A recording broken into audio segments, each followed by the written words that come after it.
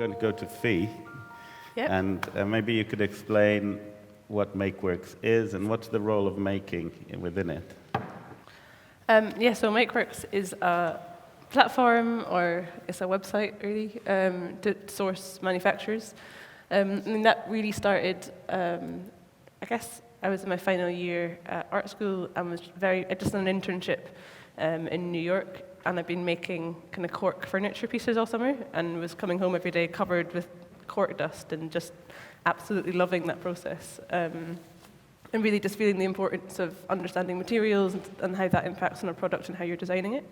And I guess I came back to Scotland very much like, I'm going to find manufacturers to work with in Scotland, and hit that sort of, oh, wait a minute, I can't find them on Google because their websites are terrible, and it feels really intimidating, and I don't have a clue where on earth I start. Trying to source materials, trying to source workshops, trying to find, small run factories that I could actually collaborate with and work with, which then, over the course of the next year, my final year, I then essentially through my dissertation and my final project was on a quest to find lots of different people to work with and why that's important and useful in the world. And then kind of came out of art school, didn't think about the business side of it so much. It was very much a drive, like I've got to get this project going and I can see there's a use for it and it's valid, and then really pushed for the next year to get the funds together to actually set up the website. The designs were all done, but working with developers for me was the big, I guess that notion of making kind of went from a real interest in manufacturing and making and really loving that physical process myself, but then at the same time, the reality of what I was then trying to make is a digital product. So I guess I was quite lucky in the sense that I trained in having both those skill sets. And we went on a large tour in Scotland and visited 80 different manufacturers in the first... How many? 80 in 3 months. It was meant to be 180 actually. It was like poor project planning with no weekends, but we did we managed 2 a day on average. I went around the country and kind of collected information and made films about them. So the idea really is that it's all very open access. It's another part of the ethos, is that you can go through the site and then just contact them straight away. The best way to work with factories sometimes is just to pick up the phone. So the phone number is there, it's very straightforward, and that information is then documented.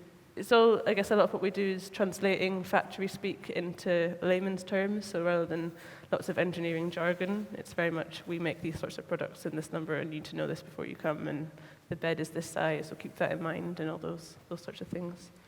And did the people you were interviewing ask you if you were a maker, or was that? I get the question all the time. I think at the beginning, I anticipated being able to use MakeWorks a lot for my own work that I would then do on the side, in this idyllic lifestyle that I would, do this a few days a week and then have a workshop and actually be making my own products. But very quickly, I'm running MakeWorks full time, and that's what I do all the time. And I love that as well. So I don't feel, and I just do like ceramics on my free time, things like that. So I don't think it necessarily has been a hindrance, but Yep. It is. I do feel like sometimes I feel like because I spend so much time doing the digital side with the making community, I feel like sometimes I've lost a bit of credibility maybe, and not actually being in the workshop as much as I'd like to be. And what's the point where it's a passion project that suddenly made sense to a lot of other people, and when did you think, oh, this could be bigger, or this could be a business? What was that point? Yeah, I think the main thing I've always been aware of is that it's always about the work for me, not necessarily about it's about getting the work, making manufacturing accessible. That's the mission. That is what we're trying to do. And I guess the financial side of it is we need to be able to make that work sustainable. So there's no volunteers, actually. Everyone's always paid and paid properly. That's the main motivation for actually any of my financial planning, is just making sure that everyone on the team is getting a proper salary.